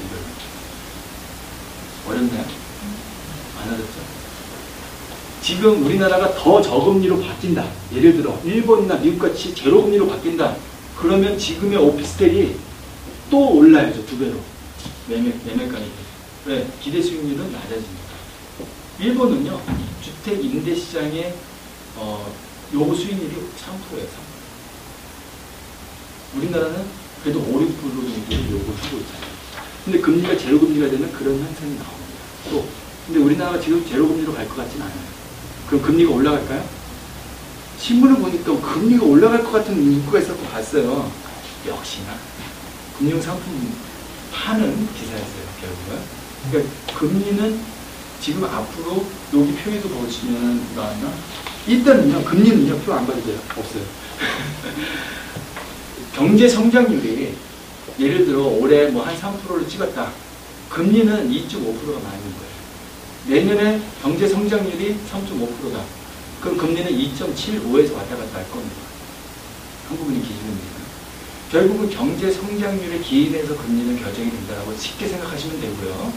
이 금리가 갑자기 우리나라가 경제 성장률이 7%, 8% 간다고 해서 금리가 5%로 간다는 모르겠지만 일단은 이 저성장 기조로 보기 때문에 금리가 앞으로 올라갈 걸로 저희들이 기대하면 안 돼요. 일단은요. 어떤 특단의 조치가 나왔고 해외 뭐 고인플레이션에 의해서 금리를 낮춘다라고 할 수는 있어요. 근데 크게 올라갈 것이라고 우리가 예측하지는 않는다는 거죠. 그러니까 지금 그 오피스텔이 벌써 10년이 됐어요. 그 오피스도 그렇고 상가도 그렇고 그럼 10년이 됐기 때문에 9층이에요. 1층도 아니고. 근데 시장 상황을 보면 상가가 상당히 어려워요. 왜? 유통구조가 바뀌고 있거든요. 어떻게 바뀌어요? 네? 인터넷 판매가 많아져요. 첫째. 네. 물류로만 처리가 돼요. 가게가 필요 없어요. 그러니까 이런 그 상가에 대한 힘든 데가 많아요. 지금 동대문 시장도 뭐 외국인들이 많이 와서 막 좋은 거 같죠? 외국인 오는 데만 좋죠? 그 외에 지금 맨날 길을 쓰고 있는 데도 많아요. 어떻게 하면 살릴까? 그만큼 양면성이 있는 거거든요. 근데 이런 상가 같은 경우는 또 오피스텔 같은 경우 10몇 년 지나면은 재건축도 안 되잖아요. 그래서 지금은 벌었어. 지금은 벌었어. 그게 마지막이라고 생각하고 털어야 돼요. 사실은요. 그렇지 않겠습니까? 근데 오피스텔도 새로 지어지는 건 또 좋아요. 과거에 지어진 것보다 완전히 틀리거든요. 왜냐하면 2002년도에 오피스텔 또한 주차장법이 강화가 됐어요. 그래서 2004년 이후에는 2002년 이전에 허가받은 것들이 2004년도까지 지었으니까 2004년 이후에는 오피스텔 공급이 없었다. 수요 공급에 있어갖고. 그러면서 지금 금리가 또 고금리에서 저금리로 바뀌었고 이 수요 공급이 없는 상태에서 경기가 안 좋으니까 돈이 갈 곳이 없으니까 결국은 수익형, 이용가치 수익형 이 부동산에 투자하는 그런 심리가 결국은 지금의 오피스텔 가격이 10년 전에 분양받은 사람들이 차익을 많이 볼 수 있는 그런 구조가 돼 있다. 그거는 거기가 끝이다라는 거예요. 내년, 후년, 5년 후에 그 오피스텔이 또 오를 것이 아니다라는 거죠. 이제는 끝났다라는 거죠. 그걸 정확히 그것만 알고 가셔도 100몇십만 원씩 내고 가신 그 수강료 하나도 안 할 것일 거예요. 그죠? 네. 네. 그래서 지금 이 오피스텔이나 오피스 그런 부분에 대해서는 긍정적으로 투자를 할 수 있는 요소는 아니다. 이용도를 봤을 때는. 근데 단 수익률이 괜찮게 나오는 새로 지어진 오피스텔이나 도시형 생활주택은 과거에 10년 전 거랑 또 틀려요. 상황이 틀리기 때문에. 그런 거는 수익률만 안정적이다요. 왜? 일단은 수요가 많아. 그리고 그 수요가 하나의 유행이 아니에요. 예를 들어 3개월은 패션입니다. 유행이라고 얘기를 해요. 한 3, 4년 지나면은 3, 4년 동안 유지가 되면 그걸 트렌드라고 얘기를 해요. 10년 이상 지나가면 그걸 문화라고 합니다. 컬처라고 얘기를 합니다. 지금 현재는 트렌드라고 얘기를 해요. 이 수익형 부동산에 대한 부분을. 근데 문제는 이게 문화가 된다니까요. 우리나라도. 왜? 지금의 베이비 붐 세대들이 우리나라의 주도권을 갖고 있습니다. 지금 53세부터 한 60세 정도 되겠죠. 그런 은퇴 시기에 한 해에 30만 명씩 은퇴를 해요. 남자만 닫았을 때. 그리고 그분들이 노후를 대비해서 수익형 부동산을 찾아갈 수밖에 없어요. 왜? 한 달에 조사를 해보면 한 350만 원 정도가 필요하대요. 생활하는데. 그런데 연금으로는 부족하니까. 결국은 이게 트렌드라는 거죠. 근데 이게 한 반짝이는 내년에 끝날 그런 트렌드가 아니라 앞으로는 좀 갈 것이다 라고 보기 때문에 지금 저희들이 손쉽게 좀 볼 수 있는 것 중에 하나가 이런 수익형 부동산이라는 거예요. 토지. 자, 토지 같은 경우는요. 우리나라 국토의 70%는 못 쓰는 거예요. 임야. 근데 임야에 대한 건축 허가에 대한 부분도 따지고 보면 뭐 관리지역이라고 해갖고 계획관리, 보존관리, 생산관리 여러 가지를 나누면서 또 경사도를 16도로 제한을 하면서 16도 이상 경사가 있으면 건축허가가 안 나오거든요. 결국 임야 보존 정책으로 가고 있어요. 보존 정책으로. 그러니까 옛날에는 아무 땅이나 사면은 그냥 올랐어요. 근데 이제는 그런 땅은 아니에요. 기획부동산 가면은 이제 그런 땅 선택하거든요. 이용 못하는 땅. 근데 이제 그런 임야보다는요, 실질적인 토지도 이용을 할 수 있는, 과연 매도계획, 옛날에는 토지를 사는 분들이 매도계획이 없어요. 그냥 사두면 돼. 어떤 이용 필요 없어. 그냥 사두기만 하면 되라는 그런 관점이었다면, 이제는 사도도 안 오른다는 거죠. 그런 땅들은. 그렇기 때문에 정확하게 이용 가치가 있는 토지에 대해서 내가 분석을 해갖고, 과연 내가 이거를 짓지 않더라도 누가 나의 뒤를 이어서 이 땅을 사줄 것인가를 계획을 해서 판단을 해야 됩니다. 그러려면은 첫 번째는 인구가 늘어나는지요. 그렇죠? 두 번째는 연계적으로 개발이 되는지요. 나홀로 개발이 재미없어요. 연계적인 게 굉장히 중요해요. 연계적으로. 그래서 인구가 늘어나는 지역에 연계적으로 좀 이렇게 개발이 가능한 땅을 사면은 그 두 가지만 딱 중심에 두고 토지를 보시면, 근데 연계적이라는 개념은 없습니까? 강원도가 왜 개발이 잘 안 되냐면요, 구릉지예요. 구릉지다 보니까 골짜기에만 집을 져요. 연계성이 떨어진다는 거죠. 붙지를 못하잖아요. 규모가 없잖아요. 그냥 떨어져서만 있으니까. 그래서 강원도 땅값이 안 오르잖아요. 그런 거예요. 쉽게 말해서. 그러니까 이런 그 두 가지 시점만 딱 여러분들이 외우고 계셔도 또 도움이 많이 됐을 거다. 그렇게 생각이 듭니다. 그래서 결국은 결론이 이거예요. 자산가치 상승보다는 이용가치에 관심을 지속적으로 여러분들이 갖고 계시다면은 틀림없이 투자하는 데 있어갖고 실패하지는 않을 것이다. 나머지 뭐 예를 들어 내가 부동산을 하면서 사실 뭐 공법을 알고 민법을 알고 중개업법을 알고 다 필요 없어요. 내가 뭐 예를 들어 건강해지기 위해서 뭐 체육학과를 갈 필요가 없듯이, 내가 음식을 맛있게 건강하게 먹기 위해서 요리학과를 갈 필요가 없듯이 부동산도 마찬가지입니다. 기본 흐름만 여러분들이 좀 이해하고 계시고 나머지들은 전문가한테 조금 맡기시는 쪽으로 가시면 훨씬 편안한 거거든요. 중개사고 그 중요한 거죠. 그런 문제가 생기니까. 등기상이나 이런 법률적인 부분에 대해서는 결국 도와주는 전문가들이 있기 때문에 어렵게 공부하지 마세요. 그런 것까지 공부할 필요는 없습니다. 사실은.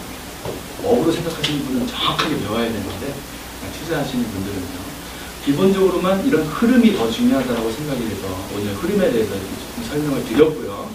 그 다음에 이제 마지막으로 그냥 좀 좋은 말 하나, 이렇게 기억나는 걸 하나 말씀드리면서 시간이 다 됐기 때문에, 앙드레 코스톨란이라는 사람이 있습니다. 앙드레, 계란 1호를 만든 사람이거든요. 이제 유럽이죠. 독일이고. 그쪽에 이제 결국 미국의 워런 버핏이 같은 사람이에요. 부자 되는 방법. 부자 되는 방법을 세 가지로 요약했습니다. 세 가지. 그 세 가지 중에 첫 번째가 뭐냐면요. 뭐 다른 이론 설에는 굉장히 많은 10가지, 20가지, 100가지 그런 거 있는데 여러분들 못 외우잖아요. 그러니까 세 가지만 말씀드릴게요. 첫 번째가 뭐냐면요. 부자가 되려면 부자와 결혼하라고 했어요. 부자와 결혼. 네? 네. 어려워요. 근데 이게 맞는 말이더라고요. 부자와 결혼하래요. 이렇게 우리 딸내미는 아빠 우리 강남으로 좋은 데로 이사 가야지 자기가 부자랑 결혼할 수 있대요. 두 번째가 사업하랍니다. 사업을 해서 돈을 벌라는 거죠. 그다음 세 번째가 투자하라는 겁니다. 투자. 결국 유대인들이 가장 이 전 세계 시장에서 장악을 하고 투자를 할 수 있었던 거는 그 사람들의 문화가 있었는데요.